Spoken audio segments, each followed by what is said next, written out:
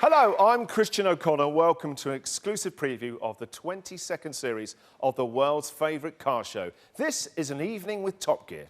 Tonight, Jeremy, Richard and James will answer questions about the new series from our audience here and Top Gear fans around the world. Plus, we'll be showing you some brand new clips of the upcoming series. The last time we saw them on our screens, it was the dramatic ending to their Patagonia special. But I'm pleased to say they're back and raring to go for the new series. So please, let's get them out here. Ladies and gentlemen, please welcome Jeremy Clarkson, Richard Hammond and James May.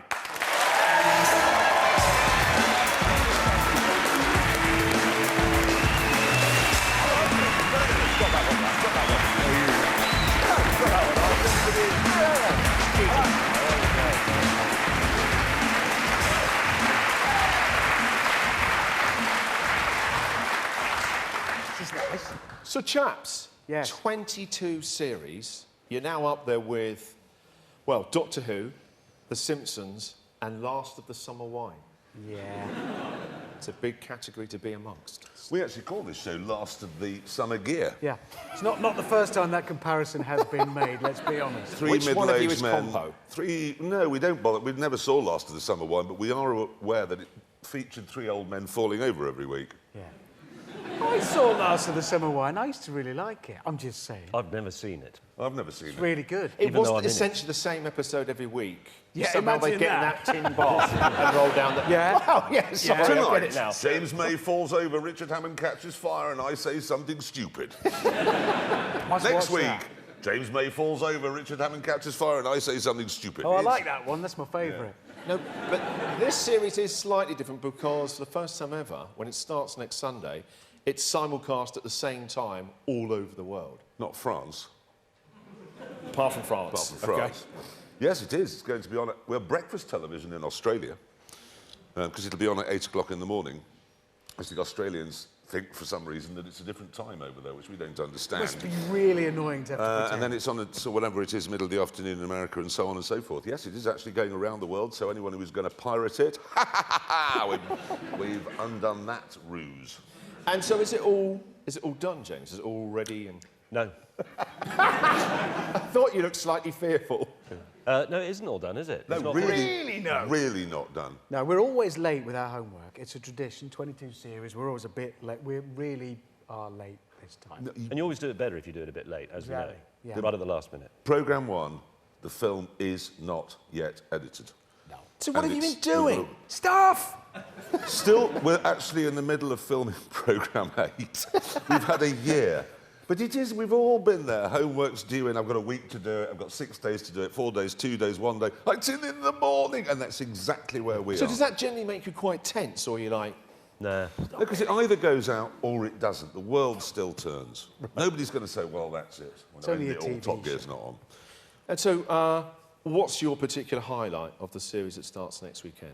Oh, there are so many things He has no memory. that we haven't done yet. What I'm looking forward to, actually, in the very first show, I'm thinking, because I don't want to give too much away, but in the first show, I watched what is almost the final cut of the film for the first show. And do you know what? Getting back to what we do best, which is, it's really well made, and this is credit What, driving a hovercraft through Russia? Yeah, really well. Your bit was rubbish. No, the team around us, it is fantastic to look at the stuff we make, how well put together it is. It's well shot, well edited, well thought out. And actually, I'm looking forward to getting back on air and saying, look, this is what we do. It's just a TV show. We think it's quite good. We hope you like it. What's it about? What, the piece? You won't remember. Yeah. I remember that when we did the race. It's a genuinely... Because I like those ones. Yes, it's where it's genuinely interesting. We did it in London. A bicycle, public transport, car, and the river. Yeah. And which is the fastest way of going from one side of London to the other? Yeah. And it was actually quite interesting because a lot of people are faced with that sort of thing every day, not just in London, but all over the world. And then Hammond won that on the bicycle. Yeah, let's just think about that for a minute. Oh, yeah. He did win it on the bicycle, much to my annoyance, James's annoyance as well. And so we thought we'd do it again using a slightly better tailored car and in a different city, and ended up in St. Petersburg in Russia. Right, we're going to talk more about that in a minute, but right now, you also went down under to Australia for the very first time. James, how was that? Did you enjoy it?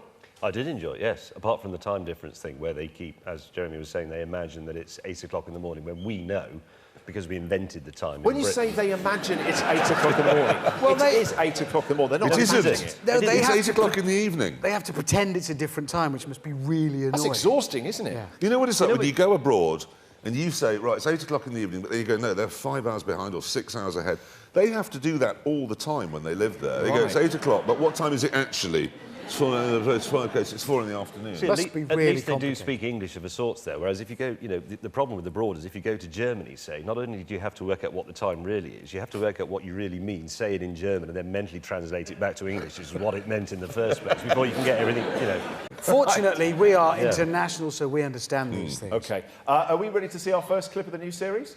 Yes! OK, we've got a clip of the three boys down under in Australia. This is the very first exclusive preview of the brand new Top Gear series. Let's have a look. First time I see it. You will use your cars to round up 4,000 cows.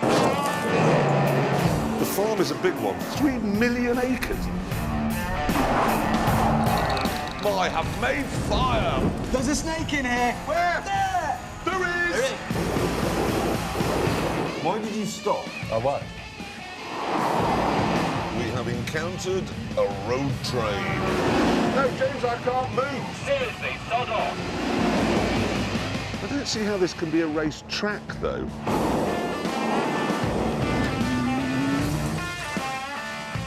Evening. Evening. Cow! Yes, cows!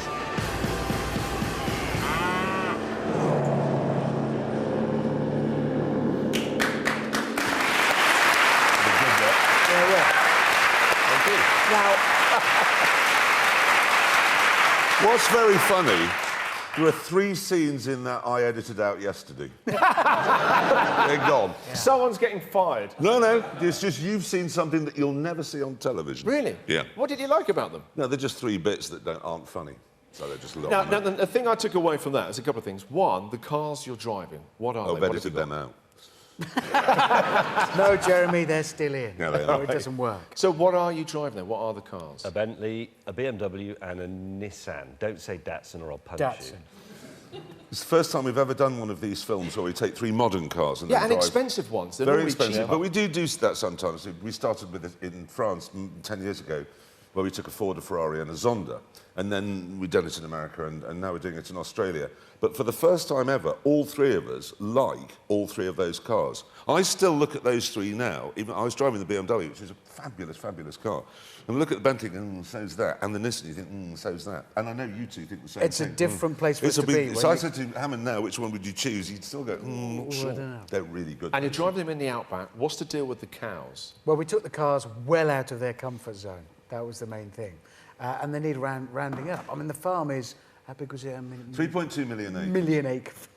Which is, and so when we're looking for 4,000 cows, now we could have been in the equivalent of Southampton, and they could have been in Harwich, or Banbury, or Dover. It's that big. That's how big the farm is.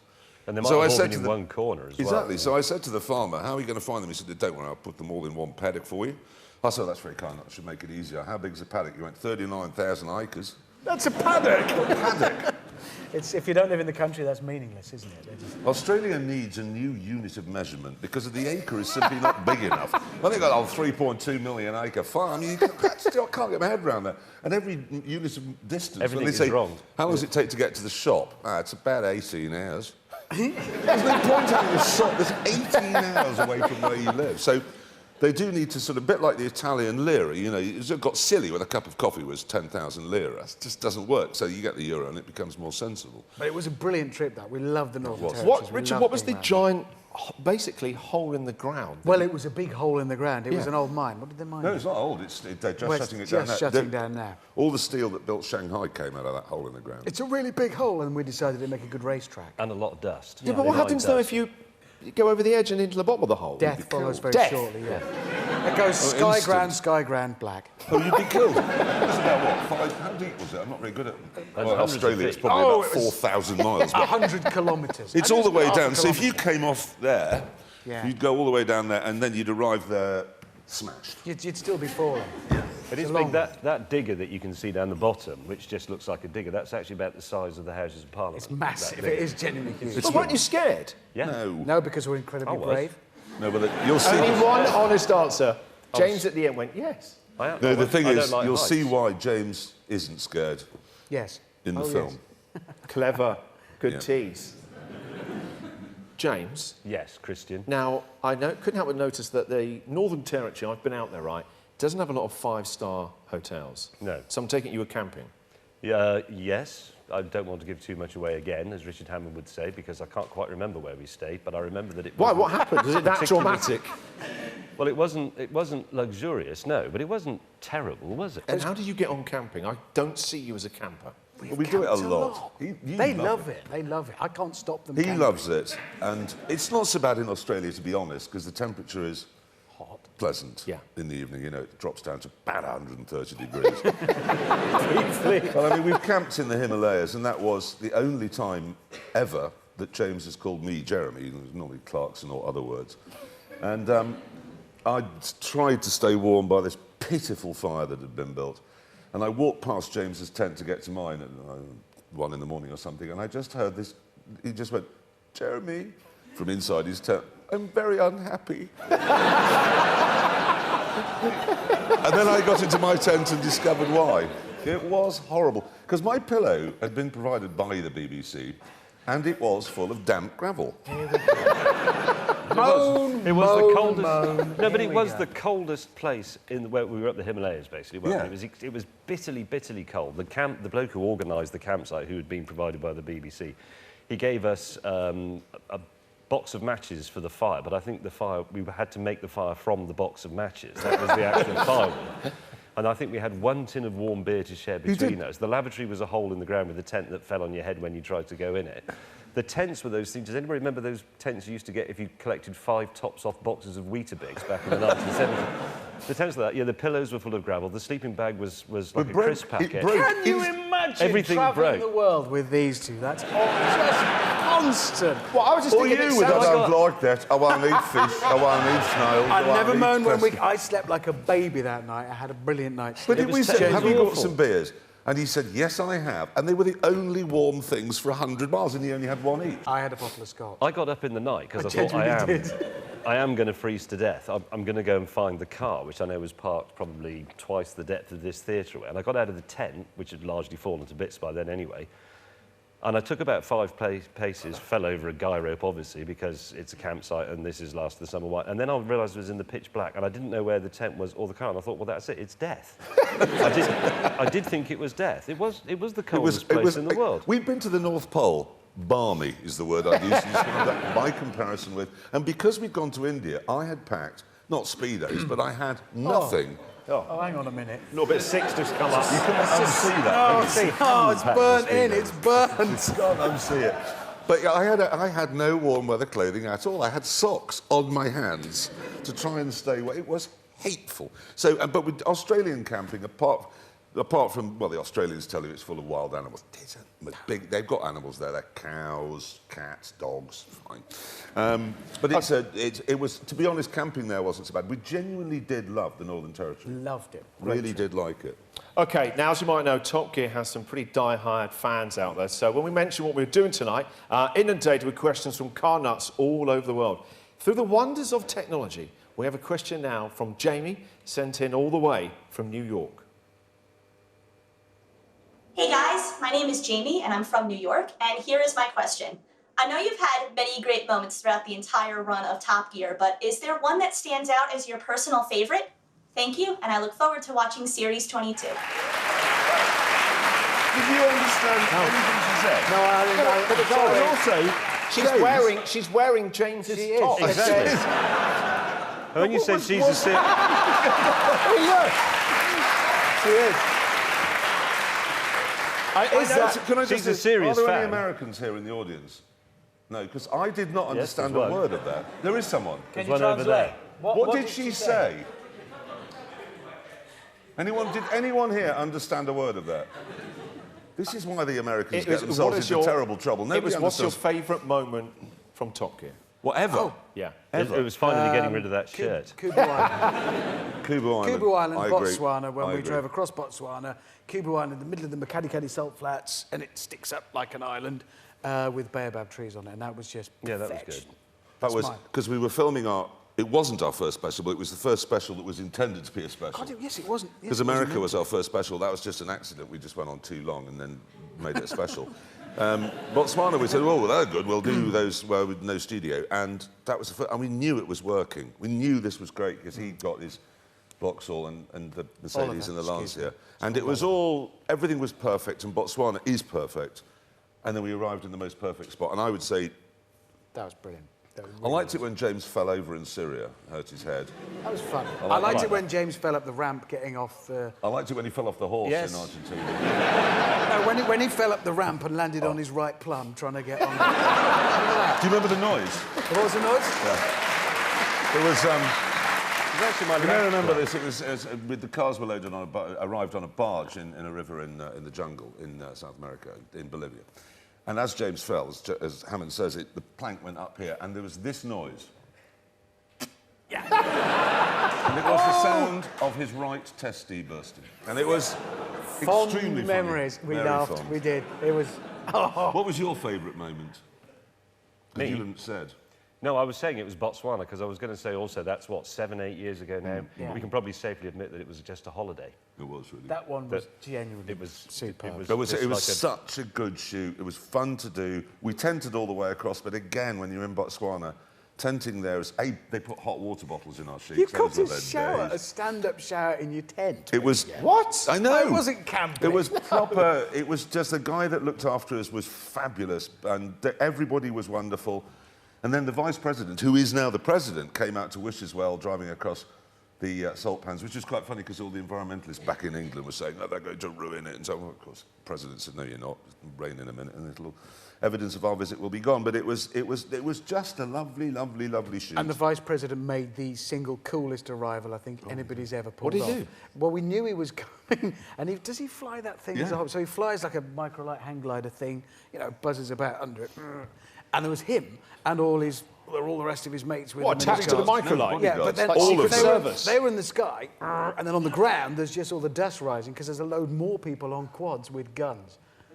And he arrived, and it was like a Bond film. It You was thought, brilliant. But there's... Imagine, That's what Nick Clegg needs to do. Yeah. Imagine if the Deputy Prime Minister arrived everywhere on a powered hang glider. Yeah. With armed bodyguards and soldiers with machine guns. It was very cool. That would put Britain back on the map. Okay. And then so you Ambassador mentioned- Clarkson went to meet him.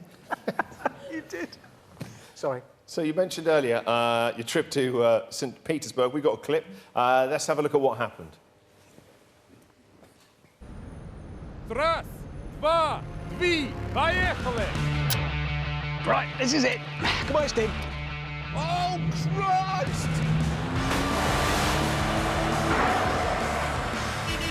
Overtakes a bicycle with ease. Oh, God. Heading for the wall! I'm in the power slide! I will not give up. I should have actually gone to the right. U-turn. Full thrust!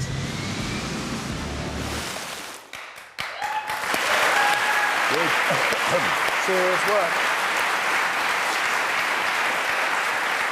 Some of that's edited out. You're happy with that one? No, some of that has actually been edited out. Richard, I think you had the toughest gig. You're on the bike. It looked terrifying. Yeah, I wonder why I got stuck with the bike. Let's think. Yeah, it was actually, yes, it was a long way. It didn't go entirely well either, as it turned out, which you'll see on the show. Do you mean Richard Hammond not entirely well, as in... But my usual Right, okay. performance, yeah. We can yeah. guess. You know what happens to me all the time? Yeah, that it happened there. again. Yeah. And did I see Twice. Stig as well as Twice. in this race? Stig's in the race. Stig's in the race. Stig always does public transport. There's something rather funny, I think, when you see the Stig in a normal environment, like in the middle of a city centre. People's reaction, I like the ones who don't react at all. Yes. They're always funny. You can see them, I'm not going to look. It's like when you pull up in a traffic jam in Britain, you're driving a really good car, you know, if we're testing a Ferrari or something. You have those people, normally in BMWs, who can sit like that, I'm not going to look. Not going to give you the satisfaction. Well, they can actually, some of them can move their eyes round to where their ears To are. see it. So their head stays like that, to have a look at it. But you were in a hovercraft, so what Yeah. kind of reaction... If the Stig gets nothing, a guy in a hovercraft... Oh, my eyes were shut. Right, OK. It is extremely difficult, as we proved when we built the hover van, to drive a hovercraft because they have no brakes. You're on a cushion of air, so you take your foot off the accelerator, off the power, it carries on going. It just does. And of course, it just won't steer. And well, you can see some of the problems I encountered. It's extremely difficult to drive one of those things, and in a crowded city or crowded waterways like that, really difficult. But I still maintain, and I maintained it in London, that every city underuses the waterways that it has. Everybody should have come here tonight on a speedboat. Yeah, I'm not sure hovercrafts are the answer. No, I would agree with you on that. But I didn't see what you were doing because I was busy riding the bicycle. I've only seen it when I've seen the film. Yeah. And I'm disappointed because I was pretty sure you were going to die. It is incredible. Because St. Petersburg does use, I think 500,000 people a year use the waterways to get about, because they call that the But not in hovercrafts. Yes, there are a lot of hovercrafts there. Not like millions of them or anything. No, we saw, but you see plenty. And hydrofoils and speedboats and water taxis, which is what every major city that has a river in it, which is nearly every major city in the world, should use its waterways more often. I really do believe that. Now, this was also a race. The last time you did it in London, you had that massive 4x4. Is that where you went for that tiny little car? Yes, well, yes, because, see, there's a funny difference. On this one, I chose what car I used, and when we did the London one, they chose the car I used, because it was a funny joke giving me that massive Mercedes. So that's a Renault Twizy. It's electric, it's ridiculous. It's got 2 seats. It's supposedly... 2 seats? Yeah, there's another one behind. I wouldn't get in it, but there is a second one in the back. Leave it. Right. That's... I like the way that on that the doors are optional extras. Yeah, the doors. You don't have to have doors. Yeah, I'll have doors. Why not?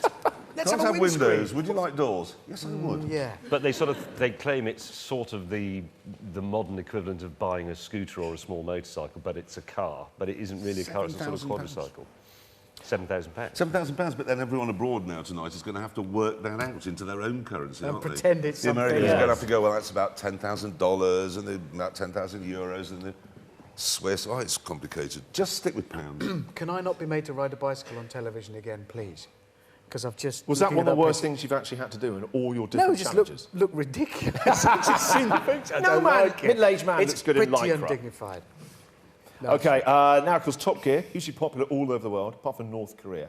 But pretty much everywhere else. Coming up now, we have another video question. This one from, and I need to get this right, Jesus in Mexico. Hi, my name is Jesus. I'm from Mexico, and I have this question for you. From all the scenic roads you have driven, which is the most beautiful? He wants to know what's the most scenic route we ever went on. Chile. Chile. Could be Chile. Yeah, it's Chile. But there's 2 in Chile. The nicest drive I ever had was in the Bolivia special. I think Hammond's car, it was your car, had gone wrong, that ridiculous Land Cruiser. James had stayed behind with him for some reason, and I had to get to the coast that night because I had no headlights, so I had to get there before. I had nothing really left on my Range Rover, and I set off on my own, and the Range Rover was on its last leg, so I couldn't go faster than 40 or slower than 40. I had to just do 40, and I ended up going across the Atacama Desert on my own. And that was spectacular. But then this year, we ended up, as you probably saw in the Patagonia special, in a place called Useless Bay, down in Tierra del Fuego in Chile. And that was absolutely lovely. So there you go, South America.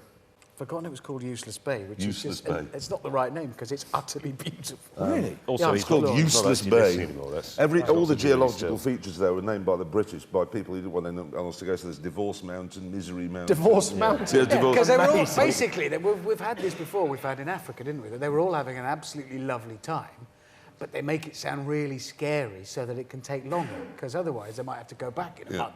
Whereas they could spend 3 years exploring what turns out to be it's terrifying bay and horrible straits and Or It's you a can good go back to scam. Victorian awful Britain. mountains. The Transfiguration Highway was quite nice scenic route That is glorious. in yes. Romania.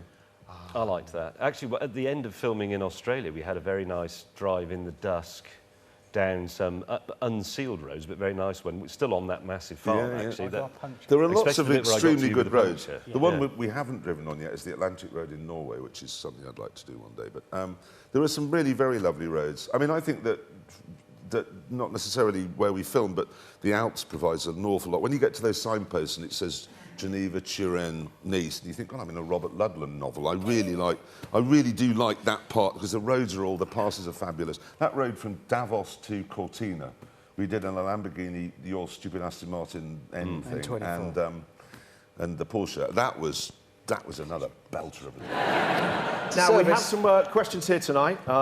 This is where it turns into question time. Where is Oliver on the front row? OK, Oliver has a question for the boys. Off you go, Ollie. I've got a question for you, Oliver. Yes. Where did you get that haircut? No, I was being mean. No, what is it? How much time do you three spend together outside the show? None at all. This is it. We're helicoptered in. There's like air sealed units outside, and then we're combined on stage and then split again. If you think about it, we do the Top Gear live shows, so we're together doing those. Yeah. We do this, so we're together. We are together Monday, Tuesday, Wednesday this week as we do the show, and then we'll be filming Thursday. We'd have to share an actual lavatory to spend more time together. Yeah. I mean, we see each other a lot. It's horrible. The two last people on Earth, and I'm including Kim Jong-un in this list, that I would want to see socially are these two. Yeah. I mean, that's how it works. There is no time apart, and what there is incredibly precious. Yeah. I hope that answers your questions. Where is Christina? On the front row as well. I don't know where James got his shoes from either. You mentioned it! You weren't going to! I'm preempting that one because... You weren't going to! Wow! Can we just We need to get a look at minute? these. These are We amazing. did. James turned up today and I just looked at Hammond and went, I got nothing. And he went, no, me neither. I couldn't speak. Nothing. And they matched the flowers on the shirt. It was his birthday last week. I suspect they're a present. Anyway, present Christina, to do yourself. apologise. My question is, what's been your favourite car to drive from all the specials you've done? From the specials? Yeah. Oliver. I've still got it. Him. Him. It's an it. You said It him. has no penis. Called Oliver. You don't know that. It's not gendered. It's a Favourite car. for the specials, that's good. I did like that Porsche. I'm going to that's say my currently in. Cadillac. The Cadillac from... My Cadillac. with the horn on it. I played the best joke ever on Richard Hammond in this Cadillac because we chose it from home, obviously, so I didn't get to drive it. We just rang up and asked about it, and I got it, and it was old, and what was it, a Brougham, wasn't it? Yeah. Big, square, massive. And it had the best horn in the world because it made the noise from a sort of 1970s American film, the horn on a diesel locomotive, not the whistle or the ding, ding, ding. You know, that sort of... Like that. Sounds like a lowing cattle almost. And it was absolutely... I wanted to bring the horn home with me. And one evening we were down in the deep south and we had to drive down a winding road to this... it was a sort of plantation house, wasn't it? Yeah. And you had to cross this railway line. It was an unguarded level crossing. There were no barriers and it was on a curve in the railway. And someone had come on the radio and said, just drive straight across, look, make sure there's no train coming, and then go across smartly one at a time. And I was behind Hammond, and he got to this railway, and it was getting a bit dark, and I could see him looking around nervously, and you can't see much of the track because there's a curve, and he thought, right, I'll go for it. And just as he got to the middle, I just went, and played this sound. And I was watching in the rearview mirror, and I saw his face just go completely white. Yeah, funny that.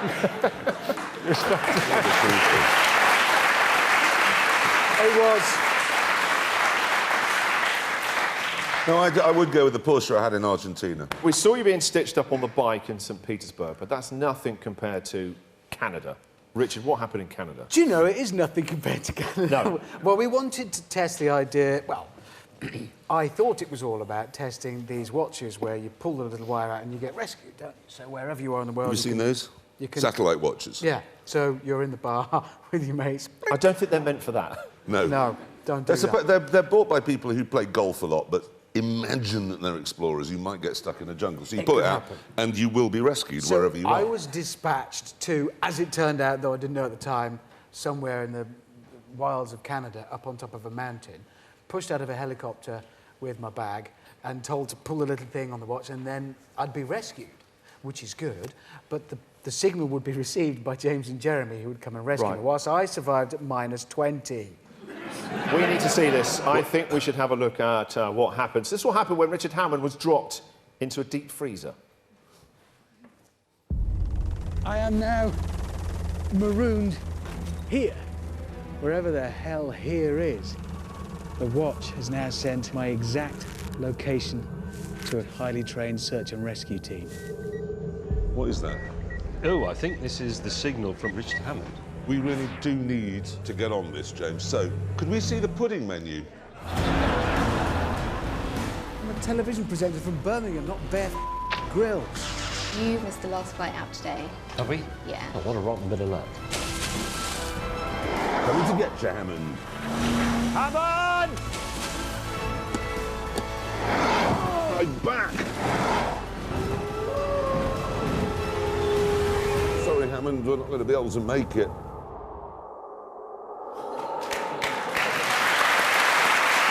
know what? You know what's going to be really funny?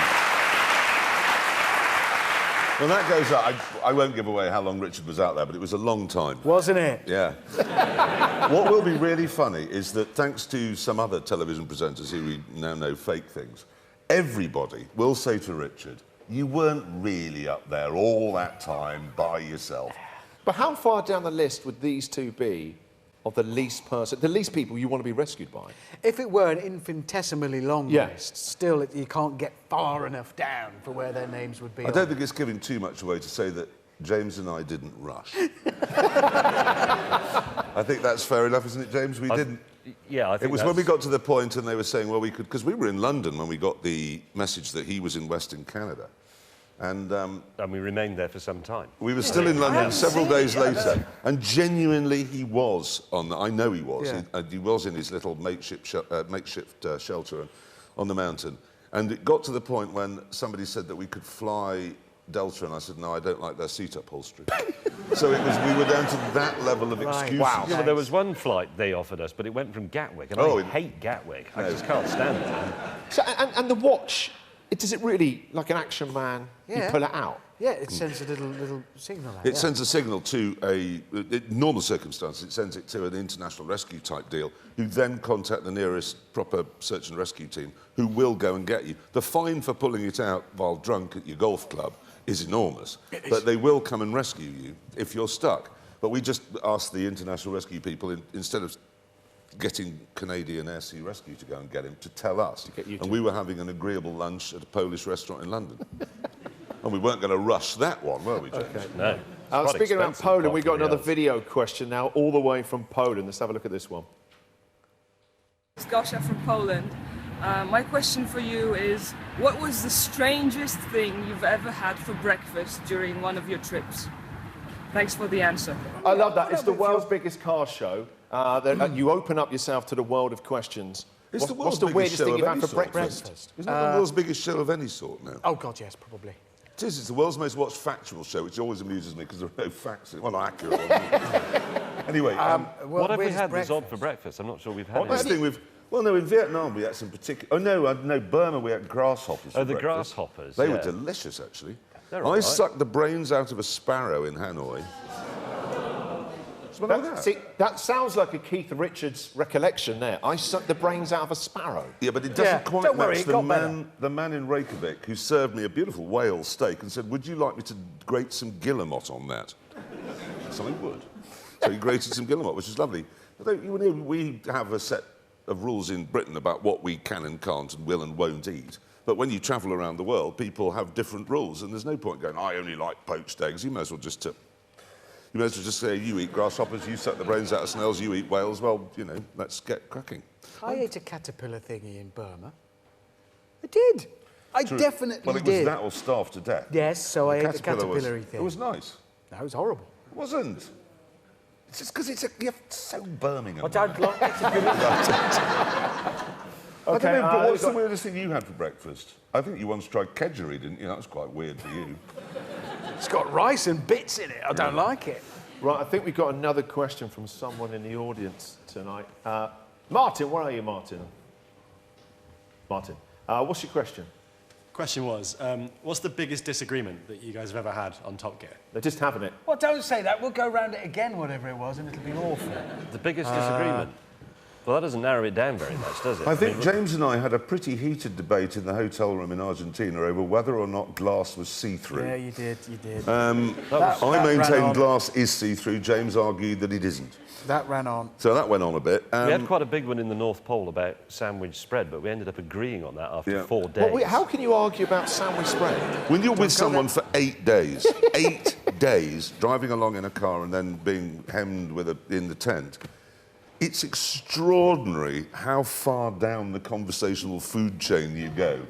You have to... I mean, the view is a bit monotonous after a while in the North Pole. If you just sit at home and open your freezer door and look at it for 3 weeks, that's sort of what it's like looking out the window. So you have to find things to talk about. And because you're going to be in the car for between 8 and 15 hours, and then 27 you're going to be in was our longest uninterrupted drive. You're kidding. You have to make the subject... It's a bit like Radio 3. You have to make a small amount of material go a very long way. We started just fantasising about simple food. And so we drive just conjuring up, like, a plate of tongue with some Branston pickle. Yes. And then there'd be a half an hour gap, and then he'd go... A piece of cheddar that makes the top of your mouth slightly itchy. And that's all we did for days worth. And days and days. And then we don't really disagree much. What do we disagree about? Every single thing. No, we do. Well, we only agree on there's about 3 things. Oh, that's true. The Subaru Legacy Impreza. Yeah, BMW 5 Series. 5 Series, and we all... No, there was a food stuff we all liked. Yeah, we did find it, because sandwich spread was only you and me. No, I'm not big on and the beans and sausages was only me and Hammond. Beans and pork sausages. Beans and pork sausages. There is a third thing we agree on, but I can't remember what it is. But we can't remember what it is. Yeah, and then we'll disagree what it is. Is it mashed potato? No, it wasn't. Well, I mean, I think I'll speak for everyone here. This is scintillating. Sadly, we need to move on to another question. Tony, where's Tony? Tony, please save us. Tony there. What car do you most regret selling? The car I most regret selling would be my Alfa GTV6, I think, because that was a cracking... well, it didn't work ever. It's much like the Ford GT. Every car I ever buy doesn't work. My Range Rover is now running on 7 cylinders, which is odd.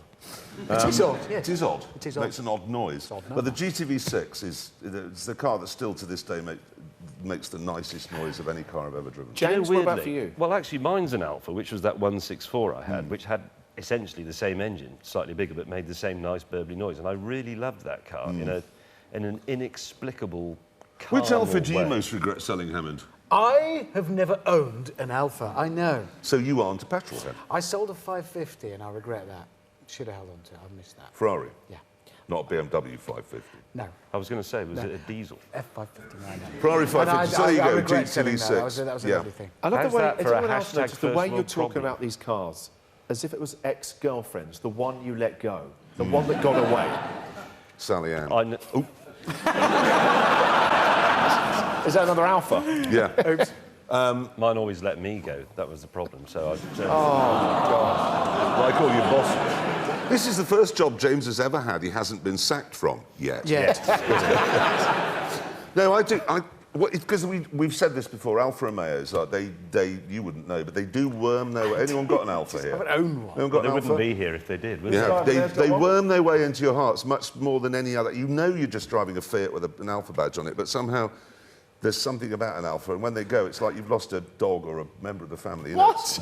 it is. Really? I know you'll find that hard to believe, but Alfas are much more human, or they have much more personality than any other car, which is why they go wrong a lot. Like they're like human beings. They have faults. They go wrong. You should try it, Hammond. This is the year.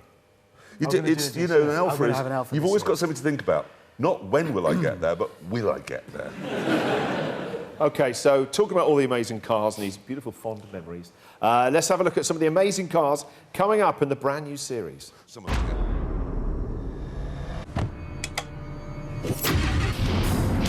Fueled up, I'm amped up, I'm pumped up. As the revs climb, the jackhammer really kicks in. This is what a supercar is supposed to look like. I'm in a hybrid and I'm doing it. God's holy trousers. This is a revelation. This really is a well-sorted piece of kit. £1 million! That's a proper price, no mucking about. Oh, hang on. if you want to save the planet, drive fast.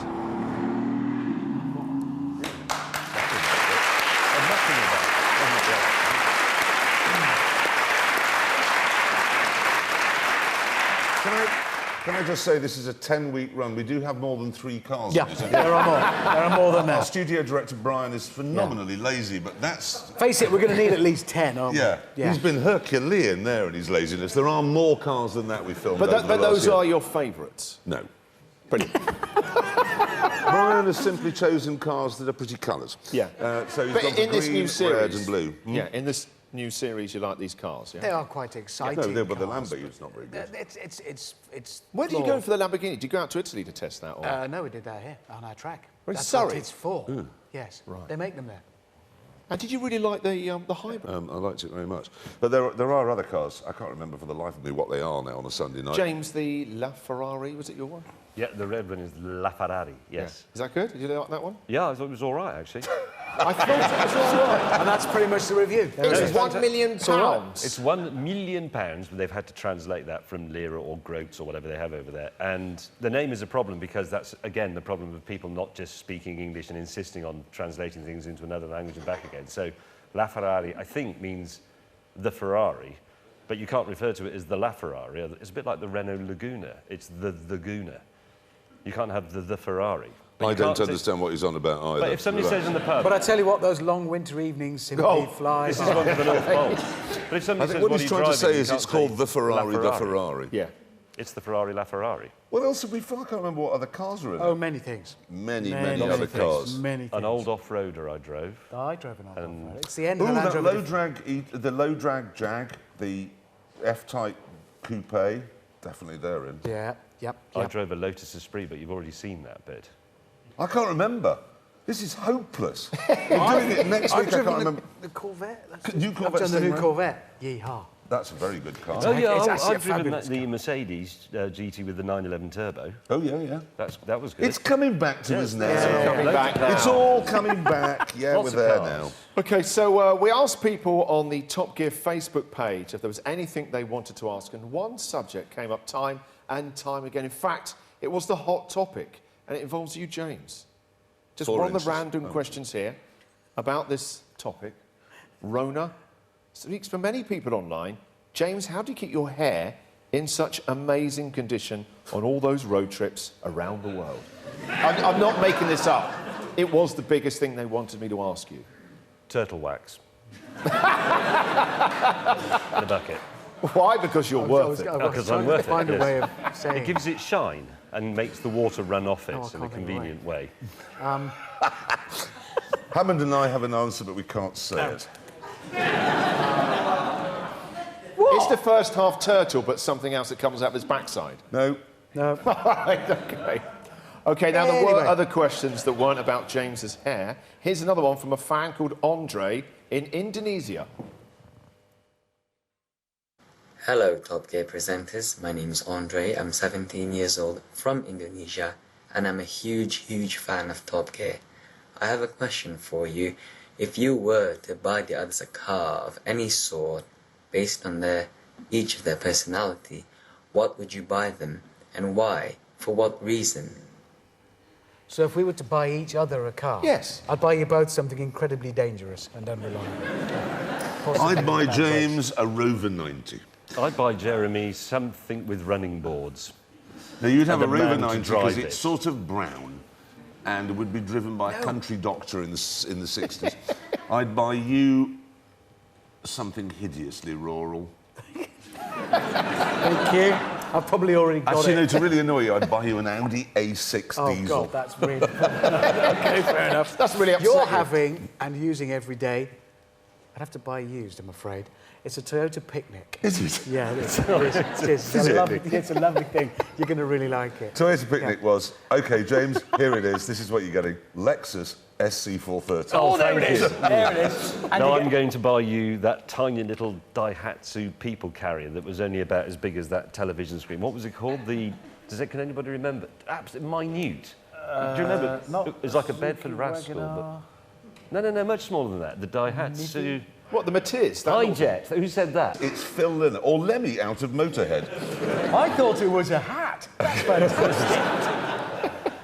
Yeah, so a selection of really bad vehicles we'd buy for one another. Well, you To liked suit Andre's personalities, question, didn't you? it It's a would good be question. Rover, Land Rover, McLaren P1. No, not McLaren. Get out of here. It would. You'd hate this. You'd actually be a big old American tank. I wouldn't have You an would, American mate. I'm sorry. car. You, in your mind, you'd have a Lotus Elise.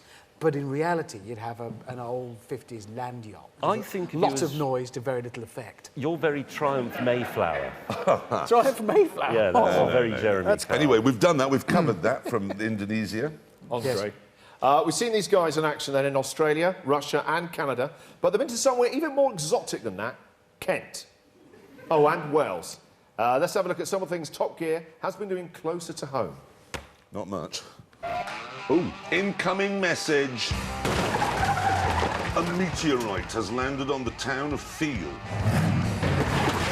That has come all the way from outer space.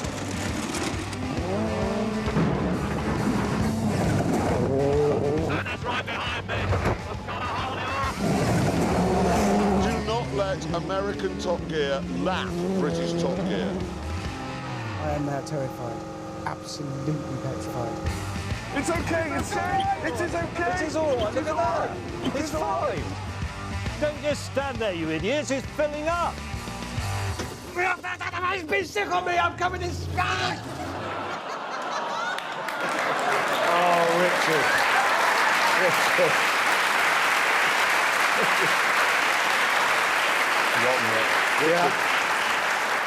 We'll get to the sick in a minute. Just another day in But the office. tell me about the dam.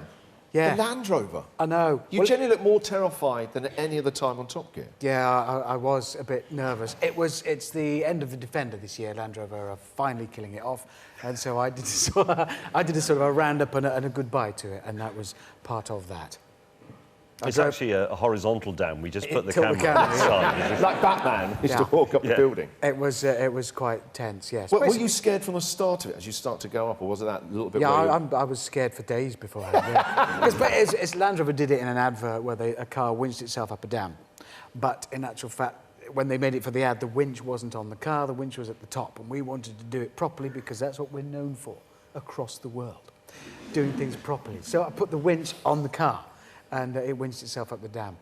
Long and short of it was bloody terrifying. Yeah, really horrible. You're known as Captain Slow, but you're in a rally cross there. Was that good fun? Yeah, it wasn't very fast, though. Oh, you can say that again. It is quite good fun, yeah. It's the quickest car in the world from sort of 0 to about 50 or 60 miles an hour. It is so blindingly quick. It's a rally car, it's geared very short, blah, blah, technical stuff.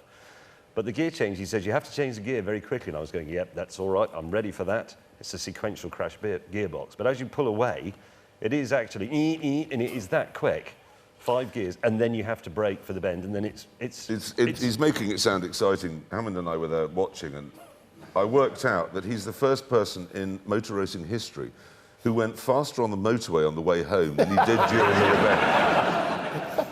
And you were in an ambulance. What was going on in We the were all in ambulance? ambulances. We do this from time to time. We looked at police cars a little while back and came up with, I thought, some rather good ideas for how to make them better. And we've done it now with ambulances.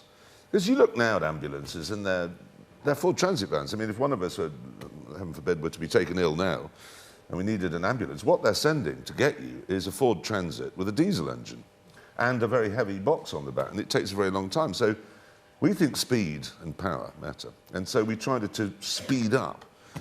And it's sort of relevant at the moment with the debate on waiting times and so on. So I think we're, By driving through fences? Yes, because that's another thing ambulances do, is they tend to stick to the roads. Why would you do that? So we've got a number of different ambulances, and then we had to do various tests to see which one of us had made the best one, and it was me. Yeah, me. It was actually me. No, one of us had. But you got covered in sick. Again, without giving too much away, we have to conduct various tasks, medical-type tasks, on a thing in the back of our ambulance whilst it's been driven by the Stig. Long and short of that was, it was sick on me. We had to put In a my catheter mouth. in it. Oh, yeah, that was quite a Why nerve, did you and I have to didn't do like that, or just do that for kids? And it's a very, very realistic dummy which is used for training. One had to put a catheter in while being driven at high speed off-road by the Stig. into an extremely realistic sausage. And that means you have to put a pipe up its willy in the easiest possible terms. while it's being sick on you, or weeing on you, or the other thing. And it was, I'll be honest, it was beastly. But there were a number of other tests. I've just thought of something. Good God. I forgot to do that bit, so my patience probably exploded. I completely forgot that. You forgot the catheter? I completely forgot about I it. became completely transfixed with the catheter and didn't do anything other than the catheter. There you He go. had a very neat urinary system, but he died. So it was, no, but that was a good fun item. But I think, you know, those things, what I like doing on Top Gear is you take something where you think, oh, yeah, it's a good point, actually, because when you think, is the ambulance coming? Yes. Is it a Ferrari? No, I'm afraid it's a Ford Transit diesel. You do just momentarily think, that is a bit silly, actually. What you need from an ambulance is speed. So that's why, just momentarily when you watch that, you think, what a good idea. I mean, very soon afterwards, you think, they're just idiots, and they've made ridiculous things. But that's what Top Gear's all about, really, is addressing a problem that really does exist and then making a mess of it. I also now want to see you in an episode of Holby City. With Tina Hobley. Yes, and not the catheter. Well, that's what I was thinking. Right, so the new series is back next week. The new series is back next week. What big guests have you got coming up, starring a reasonably well, you know, car? after 22 series runs, it's, you know, most of the guests who want to do it have now done it. And, you know, you've been around twice, people like Coogan and Gamble and so on, the ones who are very interested in cars, Cowell and so on. So obviously you have to come a bit down the food chain, and Graham Norton is now a huge pull for people coming over from America. Will go on Graham's show. So we're reduced to, well, show one is Ed Sheeran. Wow. Kiefer Sutherland. God, you're really struggling. Will Smith. But no, it's a genuinely remarkable lineup of guests, and there are others are bubbling under in the pipeline. But you know what it's like getting guests on in the morning. Or in the evening for us. Because they have to come when a guest comes to do your show or to do Graham. You turn up, say, I love everybody, isn't everybody lovely, fluffy bunny rabbit, oh, funny anecdote, go home. But Top Gear, you've got to get there for lunch and then spend all day with a man who won't talk to you in a white helmet, you don't know who he is, and it's grey, and the food's rubbish, and you go round and round and round trying to get a fast time in a car with the steering wheel on the wrong side, and then a fat man with idiotic hair laughs at you for a bit and is rude to you, and then you go home bewildered, not saying to your agent, who the hell booked me on that shit? So it's quite difficult to get guests. But Ed Sheeran, Ed Sheeran, he hasn't even got a driving licence. No, I know. But then we've had Johnny Vegas, who didn't have a driving licence, and we had Jack Whitehall didn't have a driving licence. But the Stig teaches him the rudiments of driving, and they will laugh at his pitiful attempts to get round the track. Sadly, that's all we have time for this evening. And I really hope that's whet your appetite for the brand new series of Top Gear, which starts here in the UK next Sunday, the 25th of January at 8 p.m, BBC Two. Please check your local listings for timings. Finally, please join me in thanking Jeremy Clarkson.